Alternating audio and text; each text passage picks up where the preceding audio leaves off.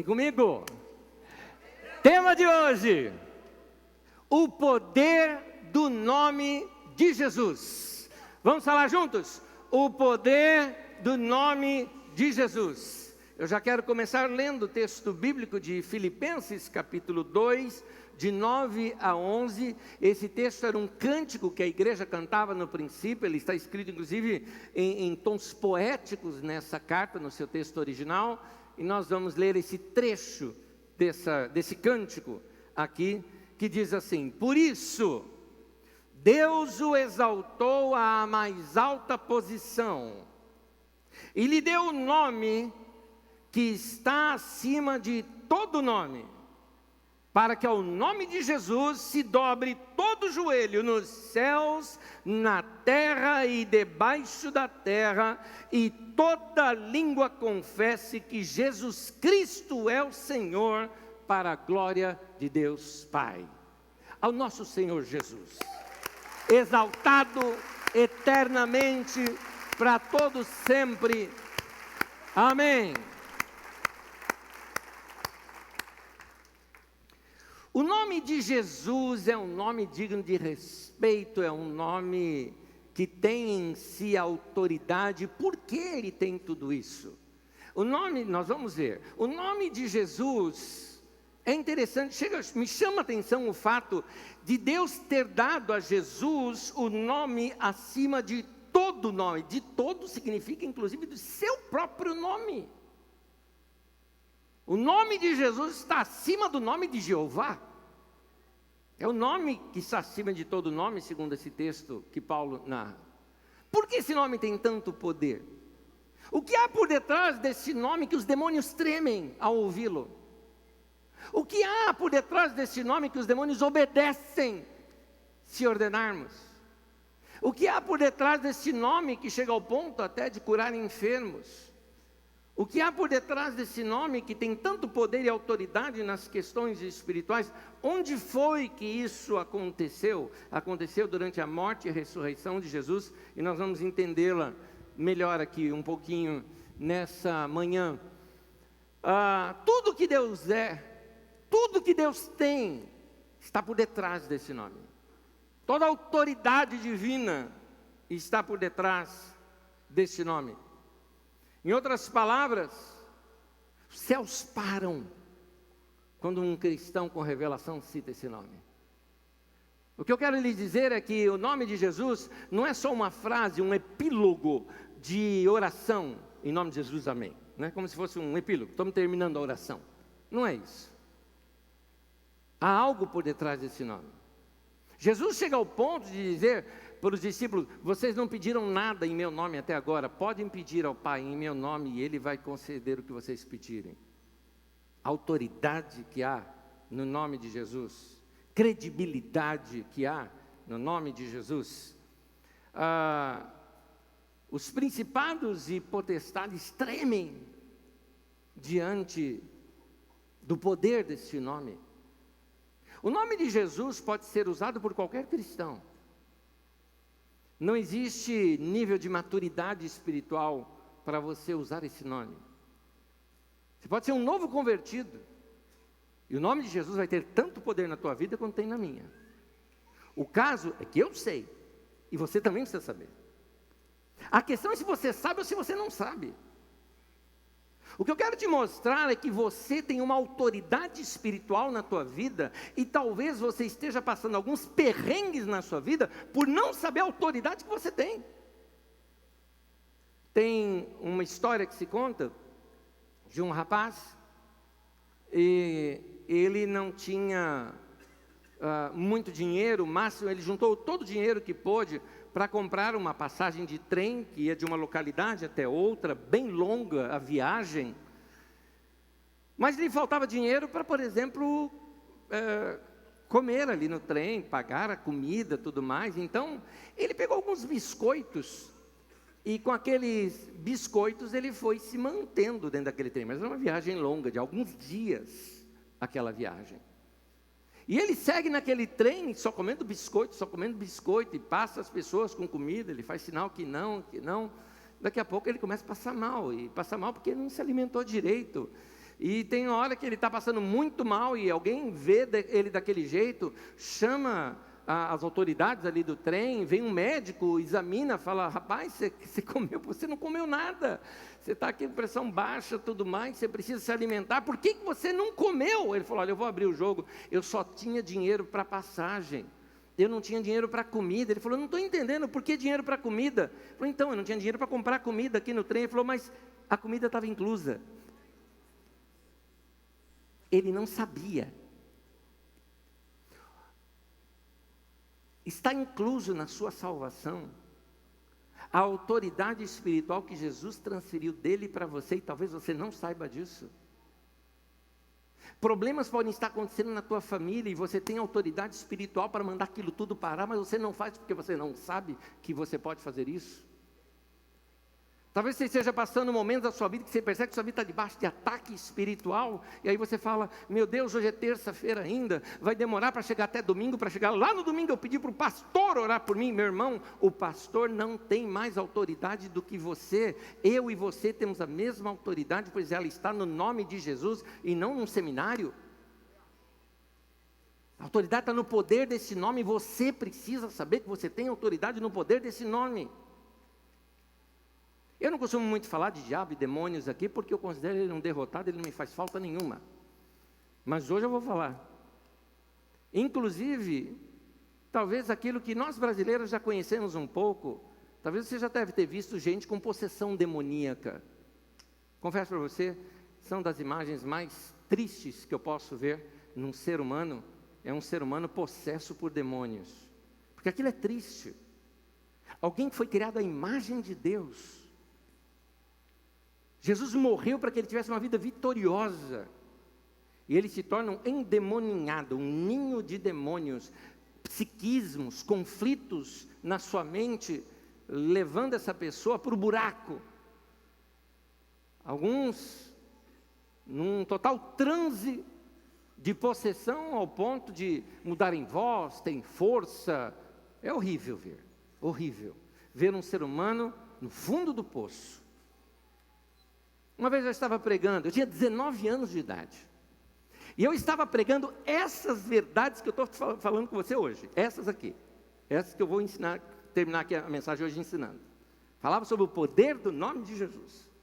No final daquela mensagem, fiz um apelo, pessoas vieram à frente, e logo que eu comecei a falar sobre o poder do nome de Jesus, um rapaz estava possesso por demônios e deu até um grito e começou a rolar no chão, se contorcer, aquela coisa toda que acontece. Então, a gente estava ali quase no meio de um canto, fiz sinal para o pessoal da música: vamos cantar, deixa o demônio, vamos cantar. Então o povo cantando, eu desci, e dei uma ordem. Deus me orientou no coração para fazer algo naquele momento, que eu vi que vieram 2 rapazes juntos. Eu fui direto ali e disse assim: fique quieto em nome de Jesus. Ficou quietinho. Eu podia ter expulsado o demônio, mas eu ia usar aquilo como lição naquele dia. Virei para o rapaz que estava ao lado dele, eu falei: seu amigo? Ele falou: é meu amigo, sim. Então, você sabe por que isso aconteceu na vida dele? Porque ele não tem Jesus na vida dele. Você quer Jesus na sua vida? Claro que eu quero. Pronto, se converteu na hora. Uma benção. Pregação foi fácil ali. Então falei com ele, orei com ele. O rapaz estava... Orei com ele. E eu falei: pois bem, você crê em Jesus? Creio. Tá bom. Peguei uma Bíblia, abri Marcos 16, versículos 17 e 18, mostrei para ele: esses sinais seguirão aos que crerem. E diz ali adiante: em meu nome expelirão demônios. Eu falei: você tem autoridade para mandar esse demônio embora. E como é que eu faço isso? Ele vai falar: em nome de Jesus, sai dessa vida. É isso que você vai fazer. E aquele rapaz, sem experiência nenhuma, se converteu naquele dia, mas viu ali na Bíblia que esses sinais seguiriam a vida dele. Ele estava com medo, sim. Ele estava com medo. Tanto que ele fez assim: em nome de Jesus, sai! Não sabia se saía ele ou o demônio. Imediatamente os olhos do rapaz ali se abriram, percebi que clareou, estava livre dos demônios, dei a mão, levantei, abracei, orei com ele, estava livre de tudo aquilo. E eu virei para aquele mocinho que tinha acabado ali de se converter, eu falei: veja a autoridade que você tem em nome de Jesus. Então, meu irmão, isso serve para ele, serve para você, serve para mim, serve para todos. O poder está no nome de Jesus, não está na minha vida e na tua. O poder não está na minha santidade ou na tua, está no nome de Jesus. É Ele que carrega esse poder, é Ele que tem essa autoridade. Por que isso tudo? Para explicar isso, eu começo falando da morte de Jesus ali na cruz. Nós ficamos muito impressionados com os sofrimentos físicos de Jesus na cruz. A coroa de espinhos, as chicotadas que ele levou antes, os pregos nas suas mãos, que na verdade são nos punhos, né? Que são os pregos nos pés também, um sobre o outro, e ali um prego apenas.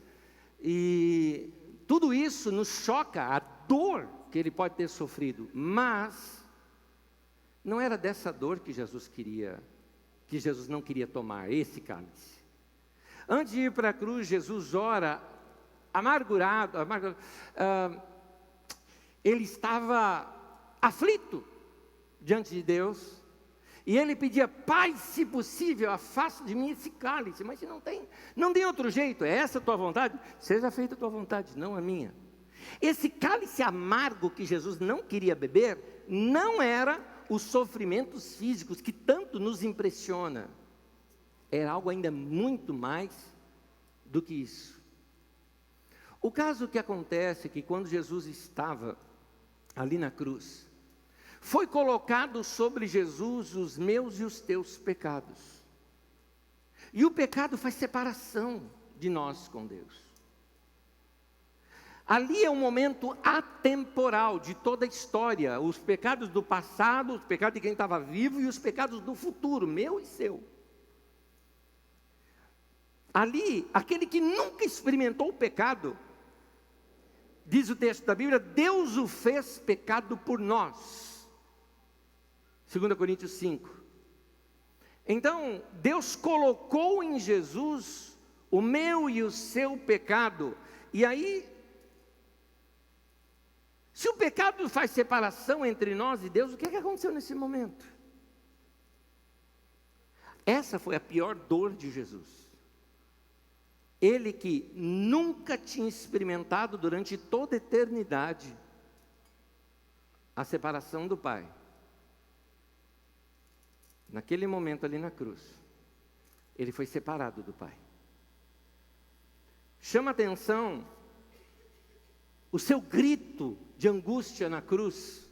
Em Marcos capítulo 15, narra esse momento dizendo assim: por volta das 3 horas da tarde, Jesus bradou em alta voz. E aí fala em aramaico, né? Eloi, Eloi, lama sabachthani, que é um trecho do Salmo 22, que significa: meu Deus, por que me abandonaste? Jesus, que nunca experimentou falta de comunhão com Deus, agora ele experimenta. Um detalhezinho: ele nunca chamou Deus de Deus, ele sempre o chamava de Pai. Ele falava do Pai, ele revelava o Pai, ele falava com o Pai. Nesse momento, ele o chama de Deus. A separação de Deus é morte. A morte nos leva para o mundo dos mortos. Na Bíblia Sagrada isso se chama Hades. Não se chama inferno. Inferno é invenção da Idade Média. Aparece nas nossas traduções por causa de umas primeiras traduções do latim, e aí vem. O texto é Hades, região dos mortos. Jesus desce até o Hades, morto. Todos os homens e mulheres que morreram antes da ressurreição de Jesus foram para o Hades, ou em hebraico, o Sheol, região dos mortos. Morte. Não tem nada. Um sono, sei lá. Está ali. Ninguém havia subido ao céu ainda. João capítulo 3 fala isso. Ninguém subiu ao céu, senão que do céu desceu o Filho do Homem. Jesus teria que ser o primeiro a entrar no céu. Nesse momento, ninguém havia ainda ali. Todos eles morreram na esperança da ressurreição, na esperança da vinda do Messias. Agora o Messias apareceu, só que o Messias morreu. Jesus está morto nesse momento. Efésios 4, 8 e 9, quando conta assim, quando ele subiu em triunfo às alturas, isso é o que acontece depois, levou cativos muitos prisioneiros, deu dons aos homens, mas olha o que diz a seguida. Que significa ele subiu, senão que também havia descido às profundezas da terra? Atos 2, 27 fala, porque não me abandonarás no Hades, nem permitirá que o teu santo sofra a decomposição.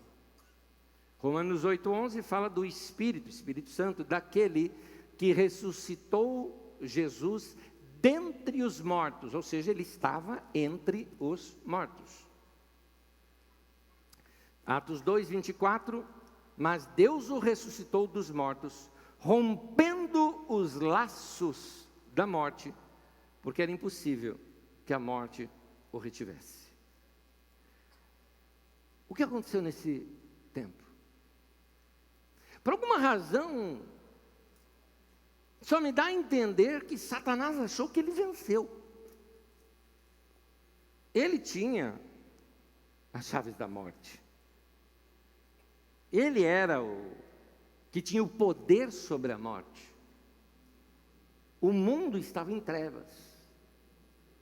E aquele único que poderia derrotá-lo estava agora morto. O que dava a entender, Deus perdeu. Ninguém sabia do plano de Deus, ninguém sabia, nem Jesus sabia. Tanto que ele pede, se possível, faça de mim o cálice, mas seja feita a tua vontade. Nem ele sabia, só o Pai sabia. E isso que o Pai sabia, aguardou até o momento certo de pôr em prática o seu plano. Jesus morre na sexta-feira, antes das 6 da tarde. A hora que dá 6 da tarde já é sábado para o judeu. 6 da tarde de sábado, começa-se o domingo. Domingo pela manhã, terceiro dia.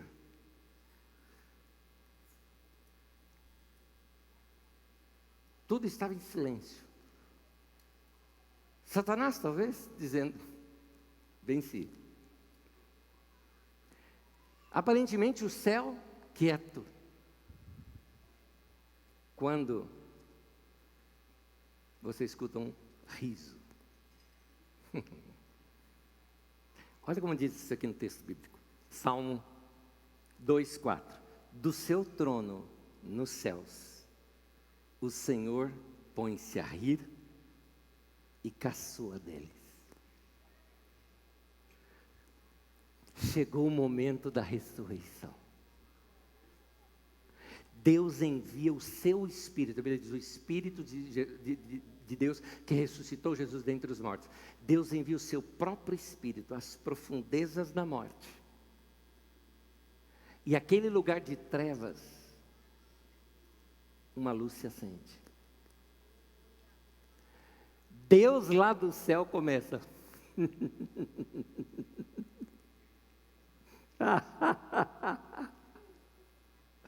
Talvez Satanás não entendeu nada nesse momento. Os outros não entendiam nada nesse momento. Talvez até os anjos, porque os anjos também não sabiam nada disso. Mas chegou o momento de Jesus ressuscitar. Juntando os textos bíblicos, o que nos diz, Jesus, o Espírito de Deus, entra naquele lugar, ressuscita Jesus dentre os mortos, Jesus se levanta dentre os mortos, se proclama como sendo o Messias, o libertador, resgata aqueles que creram nele antes mesmo de sua vinda. Então ele começa, Abraão, Isaque, Jacó, Moisés, vem! Salmo 24 diz então que o céu se abre, os portais eternos se abrem, ele leva consigo o povo em cativeiro e entra nos céus. A ressurreição aconteceu, mas não só isso, é nesse momento em que ele toma para si agora todo o poder, toda a autoridade. É nesse momento que ele recebe o nome que está sobre todo outro nome, nesse momento da ressurreição. Texto de Apocalipse, capítulo 1, versículo 18, Jesus diz assim: eu sou aquele que vive, estive morto, mas agora estou vivo para todo sempre, e tenho as chaves da morte e do Hades. Está tudo nas mãos dele. Senhor de tudo e de todos. Colossenses 2,15 diz o que ele fez: tendo despojados poderes e autoridades, nomes dados às forças demoníacas, principados e potestades, fez dele um espetáculo público, triunfando sobre eles.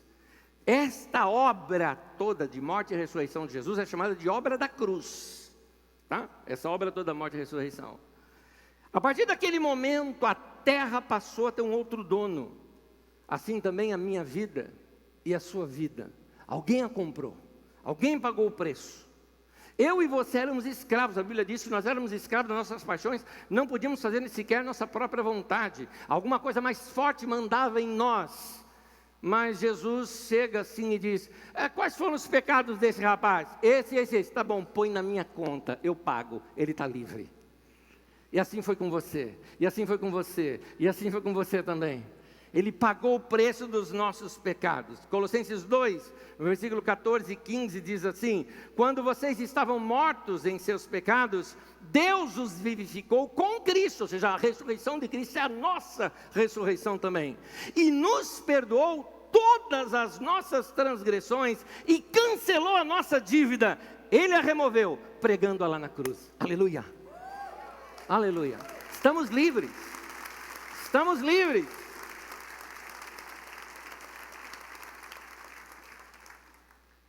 Naquele dia Deus tirou de Satanás o poder sobre a morte. Hebreus 2, versículo 14 e 15 diz assim: para que por sua morte derrotasse aquele que tem o poder da morte, isto é, o diabo, e libertasse aqueles que durante toda a vida estiveram escravizados pelo medo da morte. Meu irmão e minha irmã querido, deixe-me te explicar uma coisa. Você é um ser físico, mas você, antes de ser físico, você é um ser espiritual. Por ser um ser espiritual, Ele já nos deu vida eterna. Eu e você já nascemos de novo. O nosso espírito está vivo para sempre diante de Deus. Nós não vamos experimentar a segunda morte, só a primeira, a morte física. A morte física é para nós uma libertação, na verdade, porque ela nos liberta desse limite que nós temos no nosso corpo, e vamos estar para sempre com o Senhor. Quem é cristão e tem revelação disso, não tem medo mais da morte. Olha a morte de uma maneira diferente. Eu aprendi sobre não ter medo da morte já bem na minha infância. Eu tinha perto dos meus 12 anos de idade, quando a minha bisavó, mulher que amava Deus, 98 anos de idade, e ela teve uma experiência com Deus, no qual ela teve um sonho, e nesse sonho tinha um rio, e ela estava de um lado de um rio, e um anjo do outro lado do rio, dizendo para ela: daqui a 10 dias eu vou vir te buscar, para você atravessar esse rio aqui comigo. Ela entendeu: eu vou embora. Ela entendeu isso, mandou chamar a família, e começou a se despedir de todo mundo, e ela chamava um e despedia, chamava outro e despedia. Foi quando ela chamou também nossa família, e nós fomos, e ela falou para mim, aos 12 anos de idade, ela falou: você vai ser pastor. Ela falou isso para mim, ali, eu guardei aquilo no meu coração, na minha mente. Ela é uma mulher que andava com Deus, e ela falava: eu estou indo para Jesus, eu estou esperando o meu momento de ida. Do 9º para o 10º dia, ela simplesmente dormiu e não acordou mais. Está com Jesus, está feliz com Jesus. Ela falava: eu vou ver Jesus. Eu lembro até hoje da conversa minha com ela. Ela olhava assim, ela tinha dificuldade na visão, ela olhava muito de perto para tentar ver. Ai, você, me chamava de Nezinho. Nezinho, você, eu vou ver Jesus. Esses olhos mal estão vendo você, mas Jesus eu vou ver. Coisa linda. Meu irmão, a morte não tem mais poder sobre a tua vida. Você está vivo para todo sempre. Você não vai ter vida eterna, você já tem vida eterna. Fechar os olhos aqui e abrir lá. Então, é essa. Paulo falava isso: eu quero morrer e estar com Cristo, que é incomparavelmente melhor. Mas ele também não queria morrer. Ele falou: não, mas é melhor ficar com os irmãos enquanto não vem. Então, ninguém quer morrer. Mas, se um dia a morte chegar, eu não vou ter medo dela, porque eu tenho vida eterna. Isso foi conquistado por meu Jesus lá na cruz. É vida eterna, é vida para sempre. Ele derrotou aquele que tinha poder sobre a morte. Agora, algo que aconteceu também na sua ressurreição. Mateus 28:18 diz assim: toda autoridade me foi dada no céu e na terra. A versão corrigida de Almeida diz: todo poder me foi dado no céu e na terra. Se eu tivesse 10 moedas aqui, eu pego essas 10 moedas, sobrou quantas para você? Nenhuma. Eu peguei todas, sobrou quantas? Nenhuma. Jesus disse: todo poder e toda autoridade me foi dada. Eu te pergunto, quanto poder tem o diabo? Nenhum. Nenhum. Mas ele pode ter o quanto que você der para ele. Isso ele pode ter. Porque Jesus, depois de falar todo o poder me é dado no céu e na terra, ele fala: portanto vocês vão, prega o evangelho e tudo mais. Ele transferiu essa autoridade para nós. Mas Paulo ensina na carta aos Efésios, no capítulo 4, ele diz assim: não deis lugar ao diabo. Significa que você pode dar lugar, que você pode dar espaço para ele. Como é que você pode dar lugar para o diabo? Veja bem, a única forma do diabo ter lugar na nossa vida é através do engano. Por isso que ele é chamado enganador. Ele quer que você acredite que você não é quem você de fato é. Ele quer que você acredite que você é fraco. Por isso que a gente canta aqui o texto do profeta, se não me engano é Joel ou é Amós, acho que é Joel, que diz assim: diga ao fraco, eu sou forte. Porque ele quer que você acredite que você é fraco. Ele quer que você acredite que aquele medo que você está sentindo vai acontecer. Ele quer que você perca suas noites de sono preocupado. Ele quer que você acredite que a tua vida não tem mais jeito. Ele quer que você acredite isso. Ele quer que você acredite que é melhor se matar. Ele quer que você acredite isso. Então não deis lugar ao diabo, não dê espaço na sua mente, não dê espaço para essas coisas na sua vida, porque a tua vida não é para ser assim. Ele vai te enganar, ele vai tentar ludibriar você. Não dê espaço para ele. Muitas vezes você dá espaço pelo que você fala. A vida é assim mesmo, tá pronto, estabeleceu tudo, acabou. Deus está falando para você de uma vida diferente, uma vida urbana. Você fala: a vida é difícil, vai ser difícil mesmo. Se cumpre em você, Provérbios 6, versículo 2, que diz assim: você caiu na armadilha das palavras que você mesmo disse e está prisioneiro do que você falou. Então, quando você abre a boca para falar o que não deve, você está dando lugar para ele. Com suas palavras, você pode devolver esse poder para ele novamente. Mas, meu querido, use o nome de Jesus. Paralise as ações do diabo na tua vida, usando o nome de Jesus. Para de ter medo. Para de ter medo de feitiçaria. Pastor, encontrei um sapo morto costurado na porta de casa. Joga fora, que vai feder. Só isso. Você não tem que ter medo. Mal nenhum te sucederá, praga alguma chegará à tua tenda. Mas quem está fazendo isso é um feiticeiro muito forte. Maior é aquele que está em nós do que aquele que está no mundo. O diabo tenta te amedrontar. Eu me lembro uma vez, eu fui num casamento, e eu cheguei mais cedo, sentei lá, fiquei aguardando, sentou um rapaz do meu lado que me conheceu. Pastor Anésio, né? Eu falei: exato. Muito bom. Uns anos atrás eu fui lá na Carisma, vi, falei: você não está indo mais por quê? Aí ele mudou de voz assim, para tentar me amedrontar. Eu agora sou satanista. Ele falou assim, ficou olhando para mim. Eu estendi a mão para ele e falou: e eu sou corintiano. Religião por religião, né? Eu falei: a minha é fiel, a minha é melhor. A minha é melhor. Então você não acredita nisso? Eu falei: não, minha fé é só em Jesus, meu querido. Não, mas pelo poder de Lúcifer. Que Lúcifer, rapaz? Onde é que você viu Lúcifer? Onde é que tem isso aí? Lúcifer não tem na Bíblia. Olha, você sabia disso? Que tem gente que fala que o nome do diabo é Lúcifer. Onde você viu isso?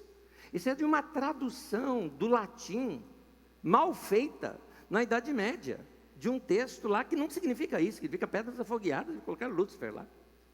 Não tem isso. Lúcifer é uma série da Netflix, tem um cara bonitão.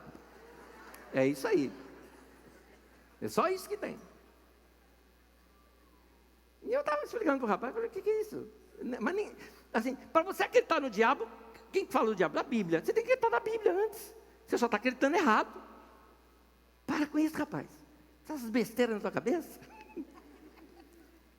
E aí ele ainda diz a mensagem, você não tem medo não? Eu falei, não. Chama o Lúcifer aí para mim. Para ele encarar. Porque eu não acredito, nessa ponta eu estou igual o Padre Quevedo, né? Não existe. Estava igual o Padre Quevedo ali com o rapaz. Então, meu irmão, isso é porque eu sou algum cara poderoso, algo parecido, porque eu sou pastor? Não, meu irmão. É simplesmente porque eu tenho uma fé simples em Jesus, na sua morte e ressurreição, e eu acredito que Jesus, na sua morte e ressurreição, venceu o diabo, triunfou sobre ele, o reduziu a nada, e ele hoje tem autoridade, toda autoridade no céu e na terra, e ele tem um nome que está acima de todo outro nome, e todo joelho vai se dobrar no céu, na terra, embaixo da terra, toda língua, até do diabo, vai confessar que Jesus Cristo é Senhor. É isso que eu acredito. É isso que eu acredito. Você também. Você também.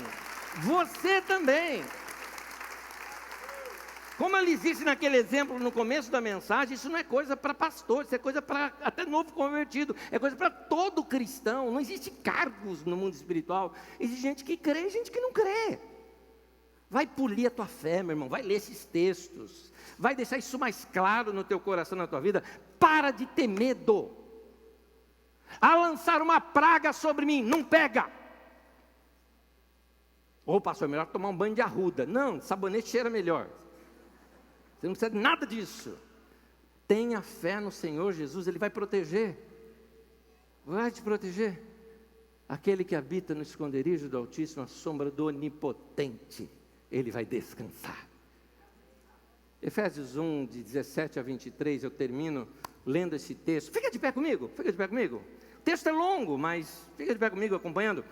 Para que o Deus de nosso Senhor Jesus Cristo, Pai da glória, vos conceda espírito de sabedoria e revelação no pleno conhecimento dEle. Nota aqui que o texto está dizendo. Paulo está orando que Deus conceda para vocês espírito de sabedoria e revelação. Lembra que eu falei que revelação? Revelação é tirar o véu. Agora enxergo, agora entendi. Quando você entende, aquilo vira verdade para você. E quando é verdade para você, meu irmão, ninguém arranca mais do seu coração. Que você receba a revelação. Ele diz mais aqui: iluminados os olhos do vosso coração, para saberdes qual a esperança do seu chamamento, ou seja, qual a sua esperança em Cristo, qual a riqueza da glória de sua herança nos santos, o que eu tenho por ser um servo de Deus, a minha herança, e tem mais, e qual a grandeza do seu poder para com os que cremos, segundo a eficácia da força do seu poder, o qual ele exerceu em Cristo, ressuscitando dentre os mortos e fazendo assentar-se à sua direita nos lugares celestiais, acima de todo principado e potestade, e poder e domínio, de todo nome que se possa referir, não só no presente século, mas também no vindouro, e pôs todas as coisas debaixo dos seus pés. Para um detalhezinho aqui só do texto. Essa nova criatura feita em Deus, o cabeça é Jesus, o corpo é a igreja. Quando a Bíblia fala que Deus colocou todas as coisas debaixo dos pés de Jesus, significa o seguinte: se você, meu irmão, tem aquele complexo de inferioridade, e você fala, irmão, eu sou assim, só o dedo mindinho do corpo de Cristo, você está no pé. Então todas as coisas continuam debaixo dos pés. Até você que se julga o menor aqui dentre nós, eu quero te dizer, Deus te colocou muito acima de todo principado, potestade, poder e domínio, todo nome que se possa referir. Não há poder nesse mundo do diabo, não há poder maligno nesse mundo que seja maior do que o nome de Jesus que você carrega na tua vida. É isso que a Bíblia está querendo te dizer aqui.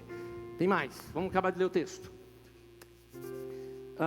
o qual exerceu ele em Cristo, ressuscitando entre os mortos, fazendo assentar a sua direita nos lugares celestiais, acima de todo principado, potestade, poder e domínio, e de todo nome que se possa referir, não só no presente século, mas também no vindouro. E pôs todas as coisas debaixo de seus pés, para ser o cabeça de todas as coisas, o deu à igreja, a qual é o seu corpo, a plenitude daquele que a tudo enche em todas as coisas.